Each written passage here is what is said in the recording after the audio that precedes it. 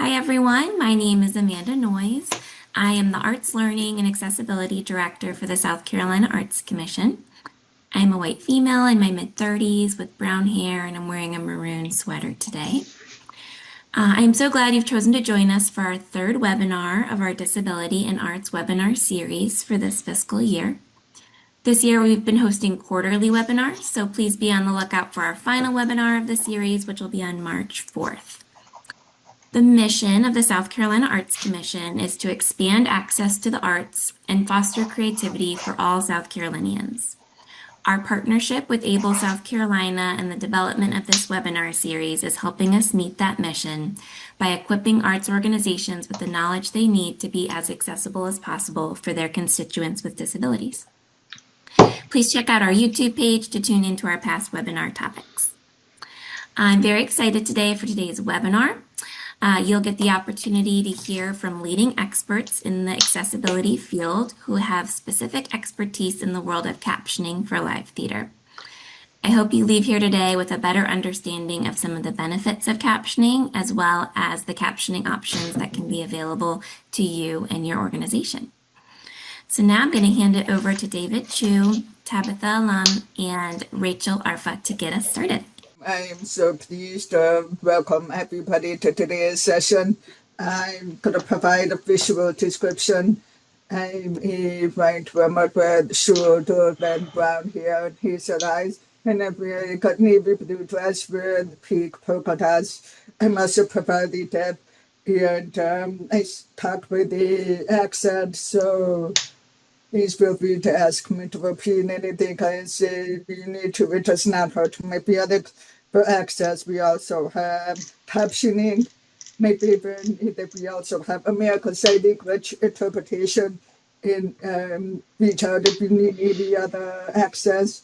I'm delighted for all of us to introduce ourselves. So my day job is I am the commissioner for the city of Chicago, Mayor's Office for people with disabilities. We work every day to make the city of Chicago accessible. I was, other than that, I am extremely passionate about captioning and the way that captioning could make my life more accessible. And I could not be more honored to be presenting this series with two champions and pioneers in making the world more captured and accessible. With that, I'm going to turn this over as David and that Tabitha to introduce himself. So go ahead, David. Hi there, good morning, folks. My name is David Chu. I represent a company called C2. We are a captioning company that specializes in theater and live performance, live events. We started about a quarter century ago, once upon a time when theater did not have captioning as a service. We started captioning in the States. Tabitha will talk about the UK. It started in New Jersey at the Paper Mill Playhouse. Then we went on to Broadway. TDF, the Theater Development Fund, sort of adopted us and have been sponsoring open captioning for Broadway ever since. This is now going over two decades, excuse me. And then we sort of grew. The next big stop for us was the center, formerly known as Kennedy. And we've been working with them for a very long time. And now we have a national footprint. We represent theaters across the country. Many of them are regional Tony winning theaters. For example, ART in Cambridge, Seattle Rep in Seattle, Goodman and Steppenwolf in Chicago, the Old Globe in San Diego. So we have a national footprint and representing these amazing theaters. We'll keep this short. I'm going to pass it on to Tabitha. Hello, everybody. I am based in the UK. It's actually nighttime here, as you can see behind my window. I've been working in captioning for over 20 years as well. I used to run an organisation which was really the sister organisation to C2, which is called Stage Text here in the UK, and I ran that organisation for 10 years. And Stage Text really pursued the idea of open captioning in theatre and live events here in the UK and has done a phenomenal job. I now work as part of a company called Built for Good, and we have been looking at ways of using smart glasses to provide line of sight captions for events, and also ways to automate captions so that captioning can be available at every show, as well as the open caption shows that theatres are used to programming. Thank you so much for inviting us to talk to you today. This is very similar to a session that we ran at the LEAD conference in Cleveland in August, and we're delighted to be able to get the band back together. So thank you for inviting us. If you can't see Shooting them, next slide says, nice because with the quiz. I got it. So feel free to put in the chat. If your organization, if any of these are true, if your organization provide caption, you will need to prevent it. Be issued but not providing caption, or put in the chat. If you want to be more inclusive, if you would like to welcome bigger addition. If any of these true, feel free to say yes in the chat. It will be the responses out loud. If we look at what the opportunity is out there for captioning, I think the opportunity is huge. So around 22% of the population, that's about 72, 73 million people in the US have a hearing loss, and that was figures from 2019. Age-relating hearing loss is really common. So over half of those who are aged over 75, and 1 in 3 people between the age of 65 and 74 have difficulty hearing. But I think the important thing to say here is that captioning is not only about hearing loss. Captions can enhance understanding for everybody, especially for shows where you have accents or complex dialogue. I would give an example here of Shakespearean plays. A lot of people comment that captioning actually helps them to engage in that kind of material, partly because you've got no clue who everyone is until you see the character name, and then you're like, oh, no, I understand where they fit into this whole thing. 55% of Americans say that it's harder to hear dialogue in shows and movies than it used to be. 50% of people watch content with subtitles most of the time. And Gen Z is the group who use subtitles most often when watching TV, followed by millennials. So I think the thing to bear in mind here is that when David and I started in captioning 20 odd years ago, I think the arts was absolutely at the cutting edge, and we were one of the first sectors to be really providing excellent services for caption users. I think over time, we've been maybe eclipsed a little bit by social media and the fact that people are consuming content all the time now with closed caption turned on, and that's their choice to turn those closed captions on. And I wonder, and I think we wanted to be a little bit provocative back in August at Leeds, if maybe the arts has slipped back a little bit. So part of this session is really to kind of is to introduce you to all the different ways in which captioning can be provided by your organization to try and push the arts back to where it needs to be, which is right at the forefront with customer care for deaf and hard of hearing audiences. Hi, this is Rachel. So the purposes of this effective communication is listed on it. That means whatever is written or spoken must be as clear and understandable to people with disabilities as in who are people who do not have disability. So for theater, this means that the capture whatever is audible. Whether it's text or even sounds, I will find that or clear plan, but sometimes I don't have them on. And with that, I will really rely on captioning to be able to identify what that noise is. Or sometimes, even if I have them on, I cannot access or hear that sound. And it's just such a great way to be able to understand other different auditory cues that are shared in how they help with the story at that play out on stage. So what we wanted to do now is to use a little clip which Stage Text has been using for at least 20 years, but still absolutely does the job really well in trying to show you why captioning is so important for audiences. This is going to be a piece of audio which I'm going to play where the high frequencies have been taken out, which is commonly what would happen, particularly to older people as they lose their hearing as they get older. And we're going to play it first without captions and first with captions, just so you can get the experience of what that will be like. Sam understood all this, of course, so he said at once that he never could drink before supper unless a lady drank with him. A great deal of laughing ensued, and Mrs. Sanders volunteered to humour him, so she took a slight sip out of her glass. Then Sam said, Was that much fun? No, we didn't think so either. How about hearing it again, but this time with captions? Sam understood all this, of course, so he said at once that he never could drink before supper unless a lady drank with him. A great deal of laughing ensued, and Mrs. Sanders volunteered to humour him, so she took a slight sip out of her glass.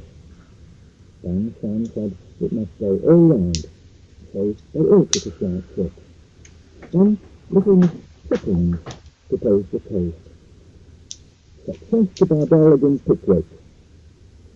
And then the ladies emptied their glasses in honour of the sentiment and got very talkative directly. I suppose you've heard what's going forward, Mr. Weller, said Mrs. Bardow.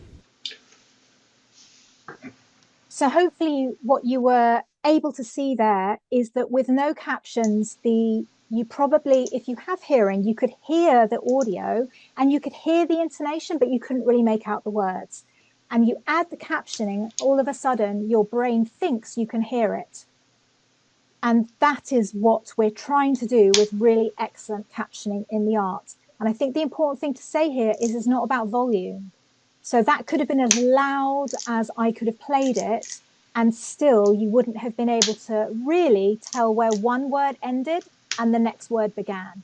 And that is what's so exhausting for people when they try to access your events and their caption users. Absolutely, Tabitha. This is Rachel. So now that you've seen this demonstration, you may have also seen them with real life. We wanted to provide some ways to measure effective captioning. So first, of course, you want the captioning to be timely. If the captions are too early or too late, it becomes very disruptive. Here, that makes it hard to enjoy or follow what's happening at the stage.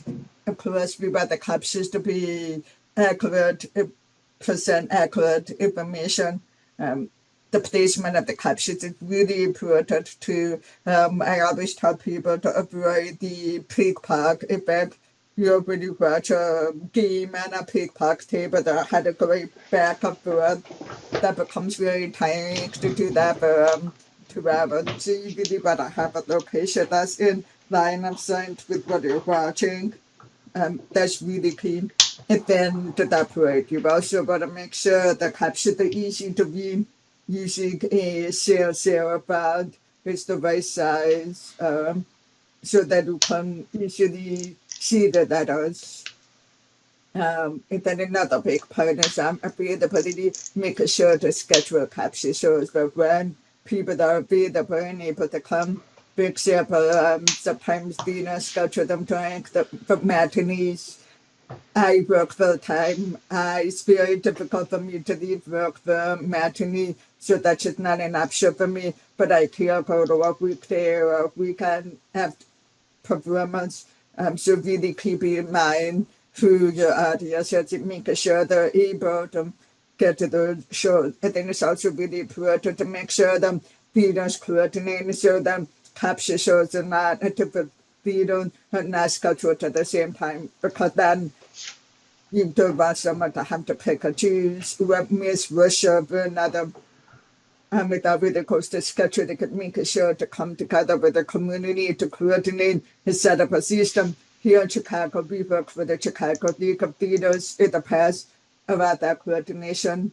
And then, of course, the type of display or device is really important in making sure that it's readable and familiar, that people are able to understand and use it. Sometimes the devices might be handheld there's a whole set of issues too, because you want to make sure that it doesn't happen extra burden on people to have to hold it up a server. You want to be able to have the item signed and not be asked to hold the iPhone in front of a face for 2 hours, which I refuse to do. That's why I really prefer some of these other models here that David or Tabitha provide.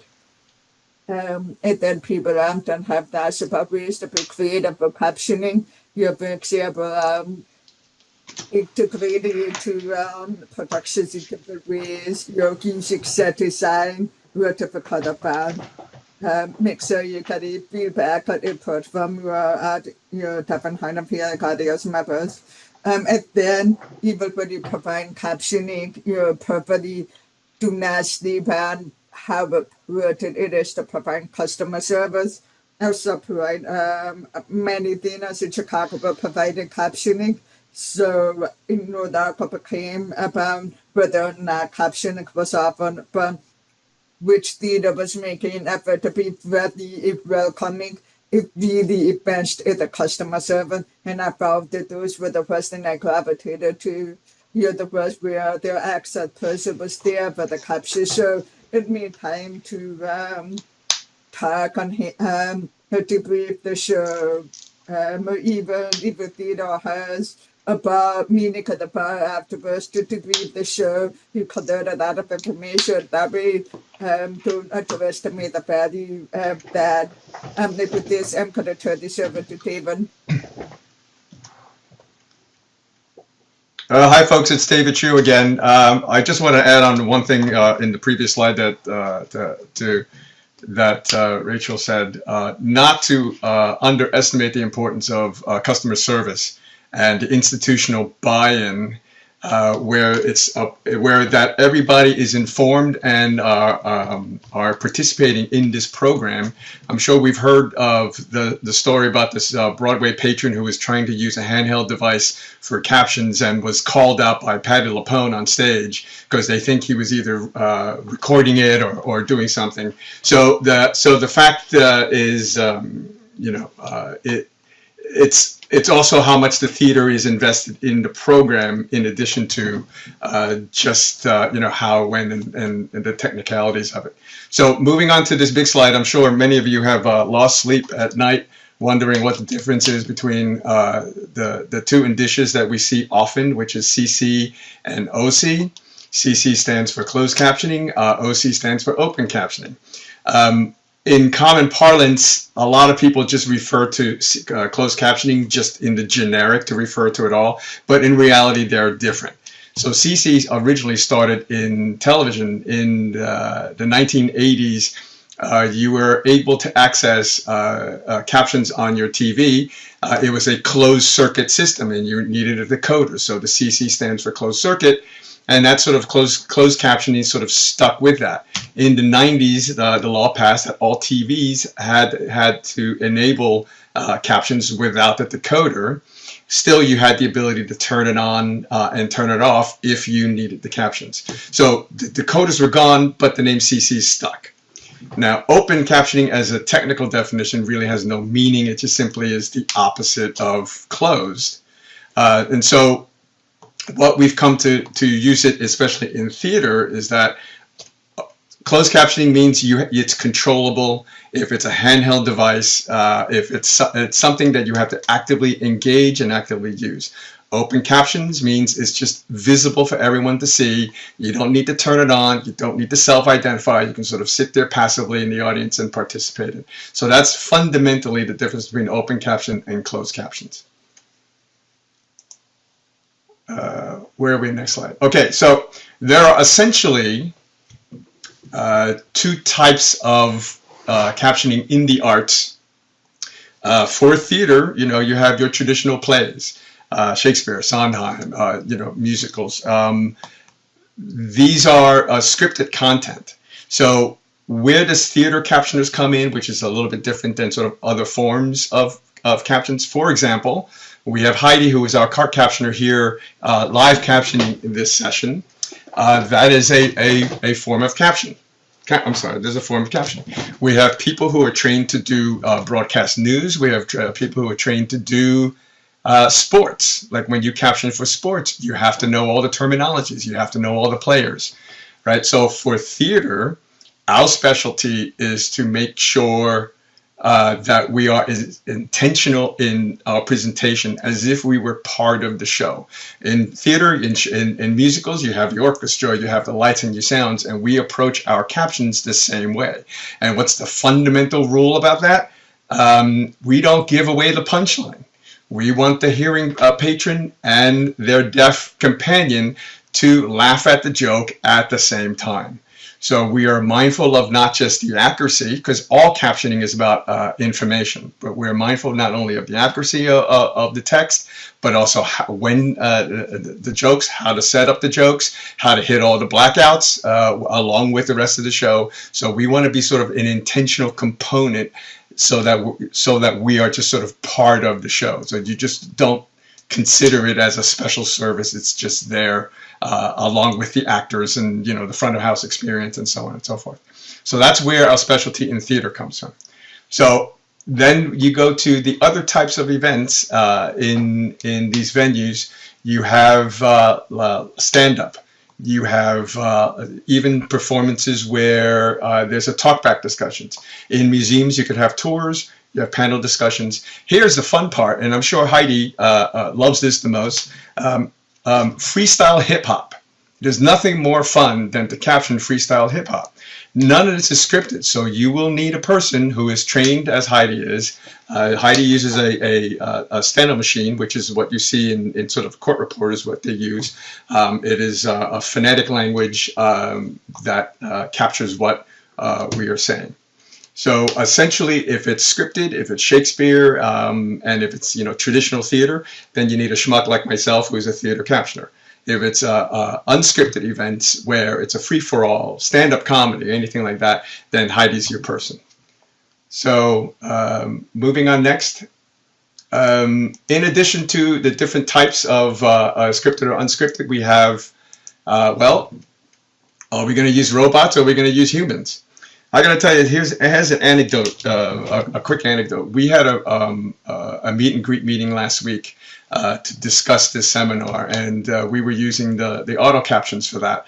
And I'll just say, Heidi is just kicking the robot's ass. So, oops, sorry, I didn't mean to say that. So there are times where automatic AI generated voice to text, all of that does work, especially since the pandemic. The technology of voice to text is really, really greatly improved compared to before it. But there are, you know, so if you have a Zoom meeting and it's a single speaker and they're speaking really clearly and it's not a technical language and they're not speaking with an accent, yeah, automatic captions can work. But when you have a mixed environment like this, I encourage you to not forget about us humble human beings. We are still way better at contextual understanding than AI at this time. Who knows, in a year, 2 years from now, when we're all replaced by robots, but we'll worry about that at the next session. So I will just chip in here, though, David, and say that there is also a third way, which is that the captions themselves are human generated and formatted in a way that's going to match how the delivery works. But then there is an automated playback element for the performances where you're not going to have an open caption display and you're not going to have a human captioner there in the room. Because I think that, I mean, maybe I would say that, but I think that the technology has moved on to a point now where that can offer a really, really good quality of captioning. If you cannot get to the open caption show, the alternative is you don't go. And so let's not roll out the robots so long as the captions themselves and the determination about what how the information should best be presented to audiences is done by a human. And also to support what Tabitha said, in this case, the robots are managing the cueing and not necessarily the verbatim transcription. So this is not really a conflict. This is sort of augmenting each other in this. Where are we next on the slide here? Oh, so person remote. I lost my place. So we also have two options now. When we do a show on Broadway, for example,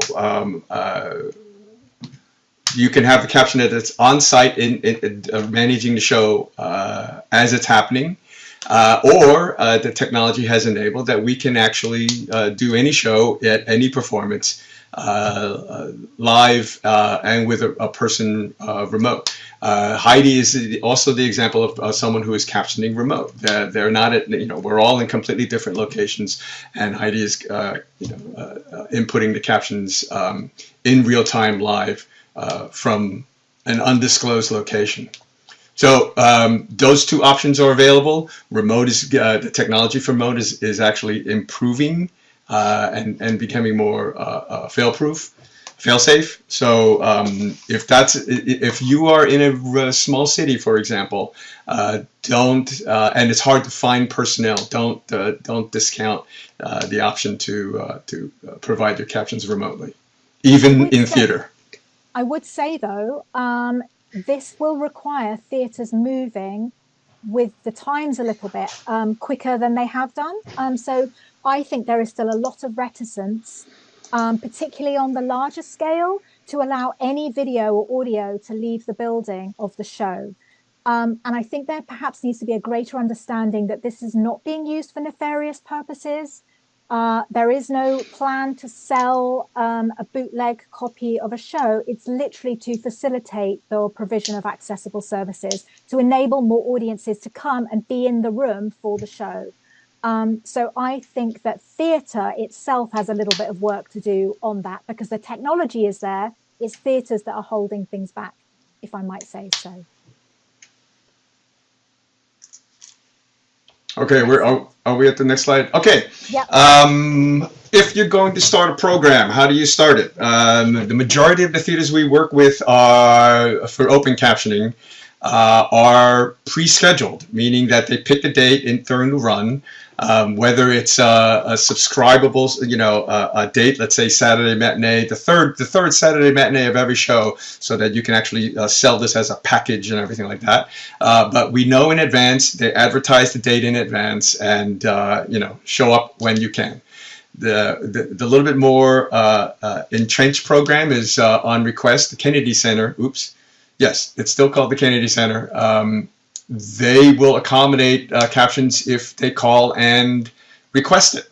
So this is an on-request program that, at any given performance, if you are not available to attend the pre-scheduled open captioning, we have captioning alternatives, and we'll show you what those are, where they can accommodate on request for any patrons at any time.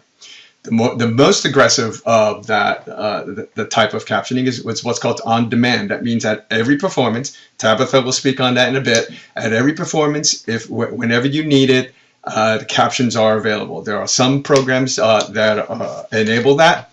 I still like the idea personally of an on-demand program where humans are also involved in that.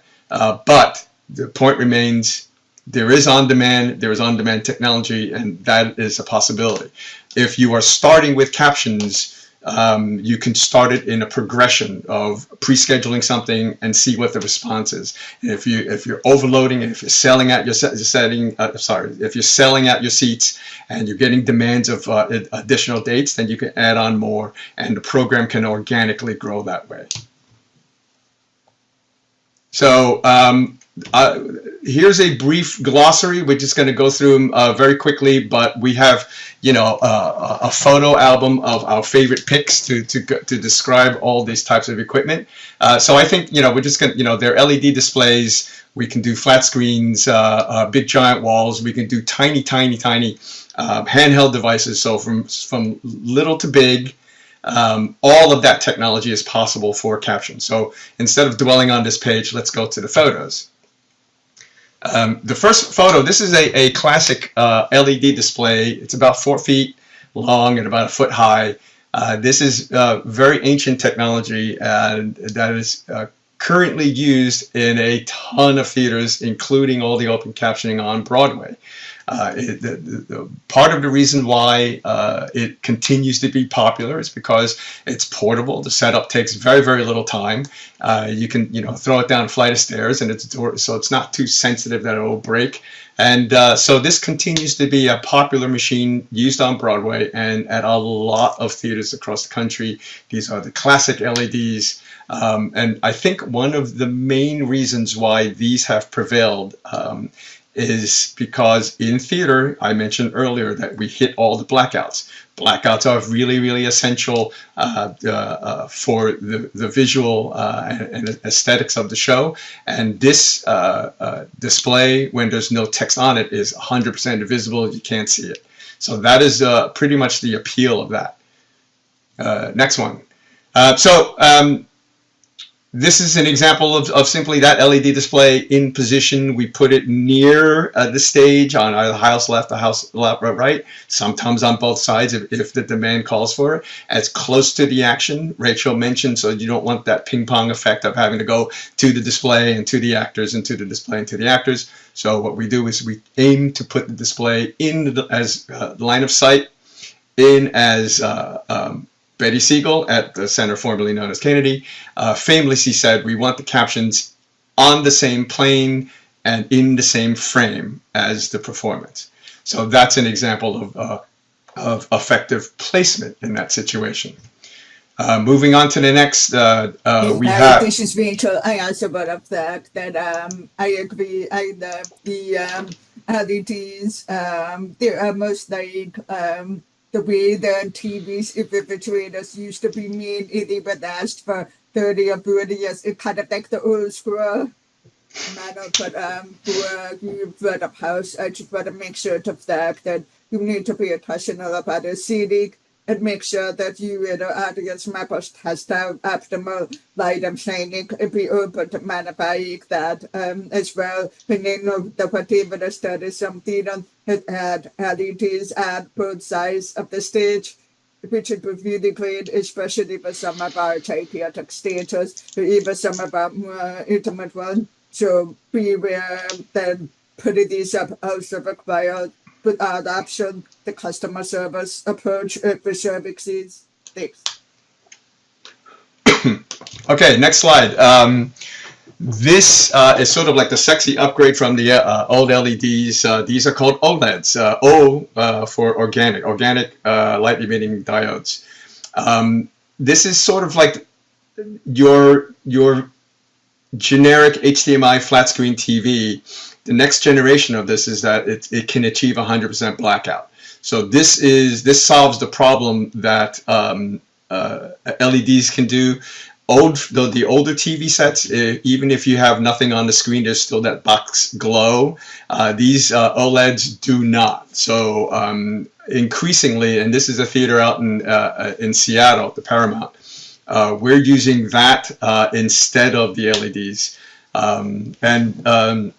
We have a really impressive program with the folks out at the Seattle Theater Group, because not only do we caption their multiple performances of their Broadway runs using these OLEDs, but we also tie in and we tie in and run remotely these screens for any request that they get. So going back to what I said earlier, here's an example of a theater that does do pre-scheduled and on request, and still doing it open captioning and using OLED screens that can achieve blackout. So this is sort of hitting a lot of the marks.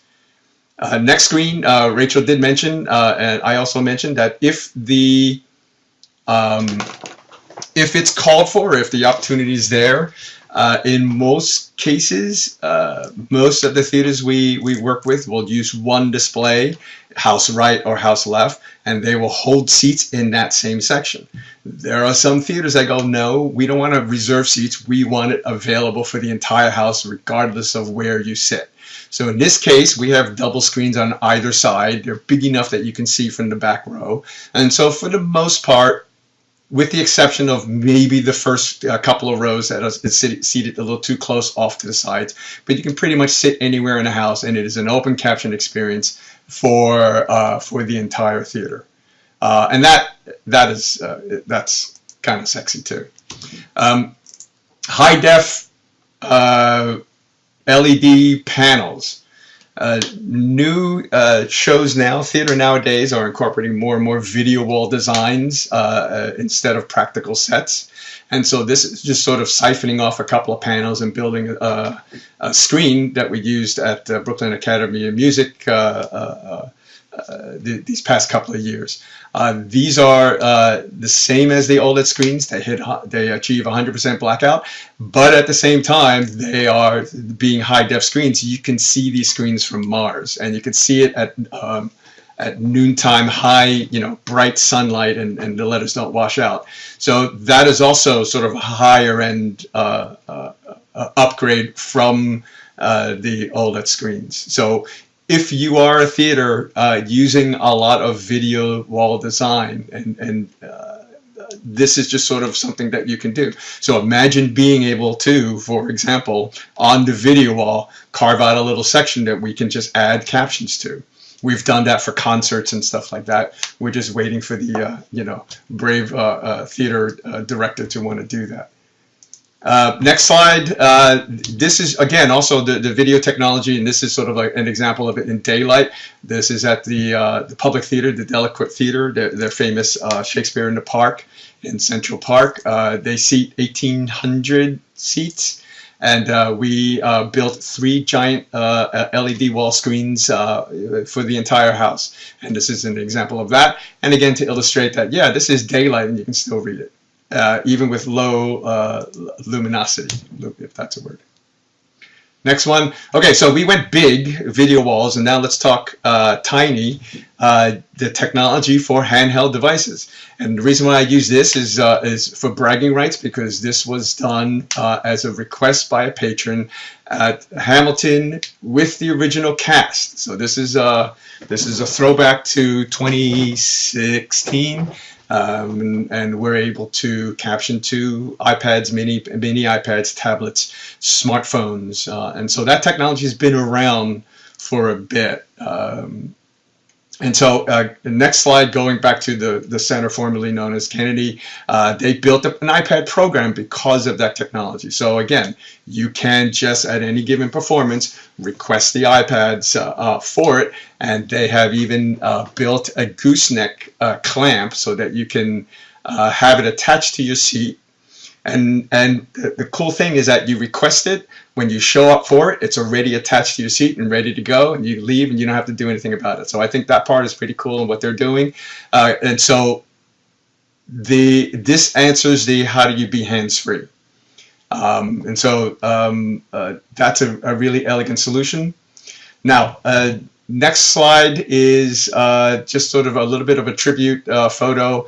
Our friend John Waldo and Tina Childress. They were there at the launch, and I think I might need Rachel to help me remember this, of an early day GalaPro. GalaPro is a program that the Schubert organization has bought to caption, auto caption their shows on Broadway and the Broadway tours.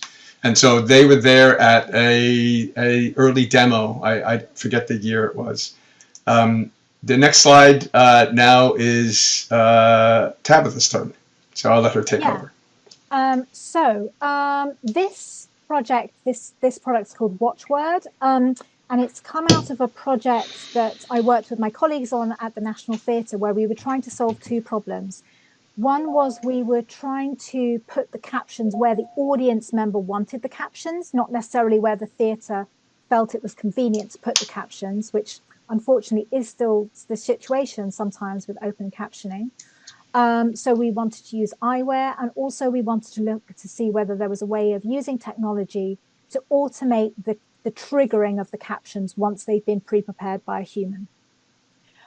So with Watchword, the users pick up a pair of glasses. And the controller, which you can see in this lady's hand, that's where the app sits. So they users can control the color, the size, the brightness, the position, the focal depth. So they can place the text where they want between where they're sitting and what it is that they're looking at. And it picks up captions via Wi-Fi.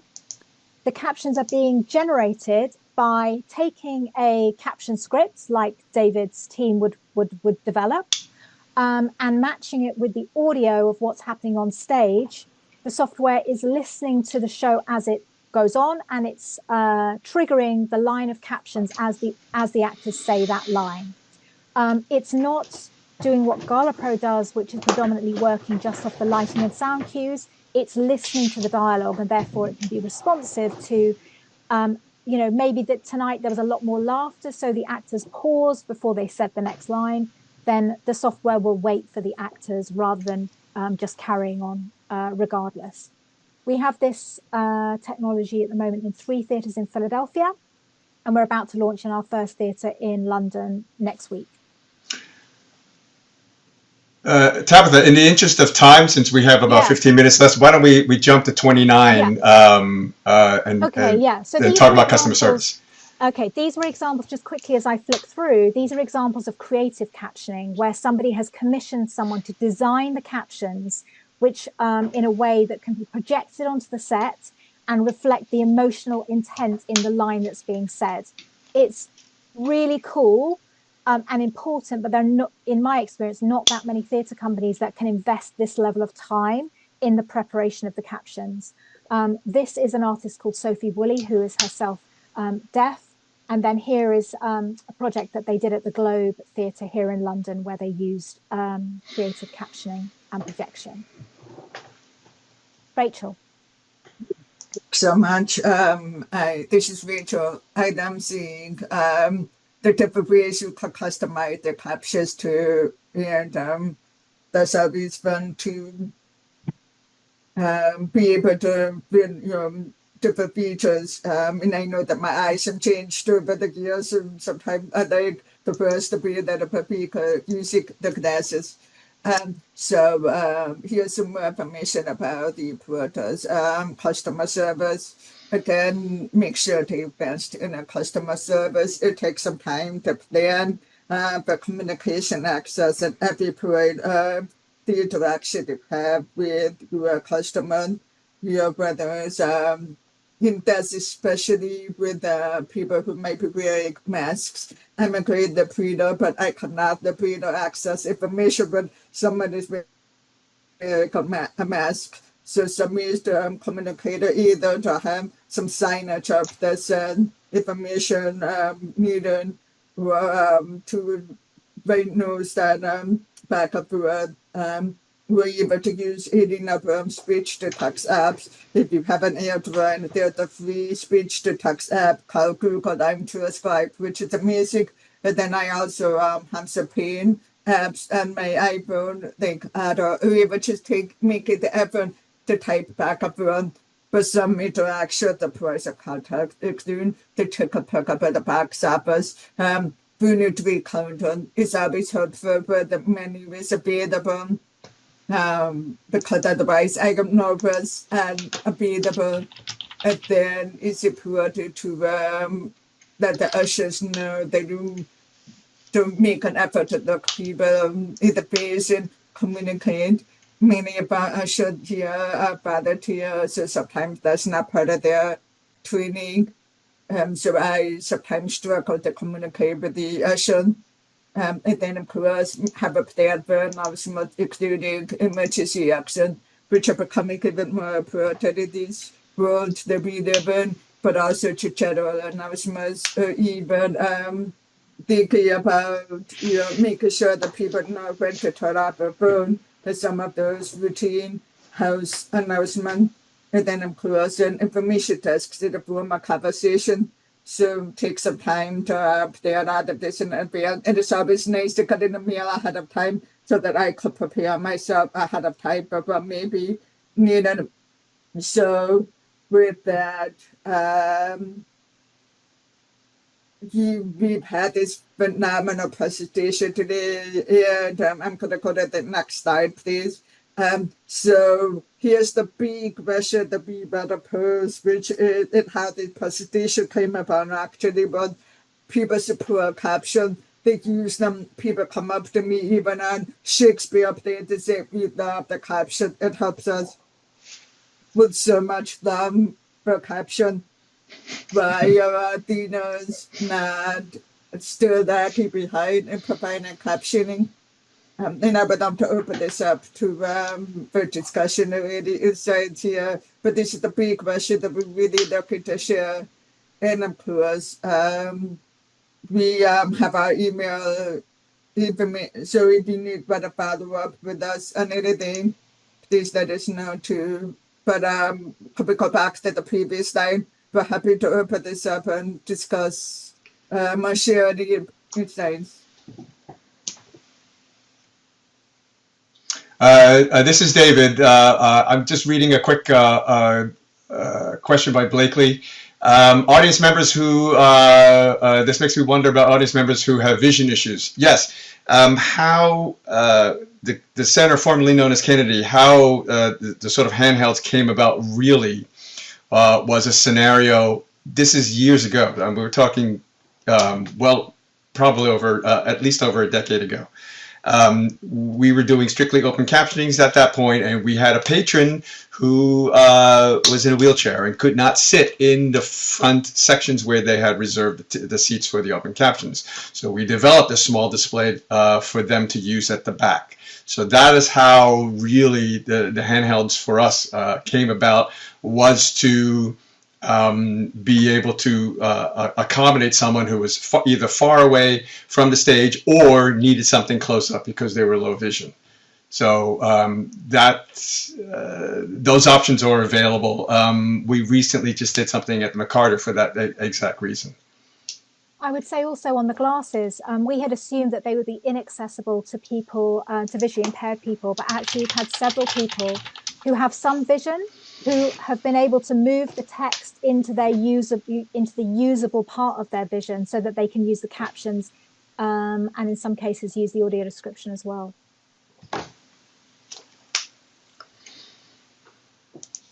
So the long and the short of it is that technology, since we started many, many decades ago, where none of the things that we were talking about sort of existed. And none of the wireless, none of the wireless devices, any of that stuff. And so we've come a long, long, long way. Happy to see that a lot of theaters have embraced the technology. But you know, the thesis of this session is still, yeah, we've come a long way, and there's still pockets. I'd love to. If you want to volunteer this, if you are in South Carolina, and if you are a theater that is using or developing or looking into this, I'd love to see you raise your hand and tell me what you're doing. I think I see Beth mentioning a general fee for a caption show. By all means, I'm happy to answer that. I prefer to do it on a one-on-one basis because we have individual relationships with the theaters that we work with. So if that is a question specifically for a theater and you want to talk numbers, that we'd be happy to talk about that. But what I would say is that, you know, people who are coming to use captioning are not coming to other shows. This is not an audience that you're reaching through another method. So if you're wanting to sell more tickets, a good way to do that is by becoming a bit more accessible. See a hand up from Courtney. Courtney, do you want to unmute and ask your question? Yeah, thank you. Nice to meet everyone and good to see you again, David. I now work at the Paramount Theater in Oakland, and prior to the pandemic, they presented a classic film series, 35 millimeter film series. And we're working on bringing that back. So I'm curious if anyone knows or can connect me with film festivals, theaters, anyone who's done classic film series, and what accessible solutions have they found successful as we are working to relaunch this program with more intention. I can say something on that. So we provide the glasses and the captioning system also for cinema. And the way that we deal with classic cinema or 35 millimeter films is actually by using the theatre system in cinema. So you would upload the SRT, the subtitle file, which can be, they're out there, these subtitle files, and then it's tracking it and following it in real time. If there is no closed caption file, often on a digital cinema playback, you would have the closed caption file. If there isn't one, then there's a way of doing it for old school films also. Thank you. The thing I would just say about 35mm film is that often the speed of the playback is not always the same. And so having something that is responsive rather than having something that's exactly pre-timed might end up being better solution because it's a little bit variable.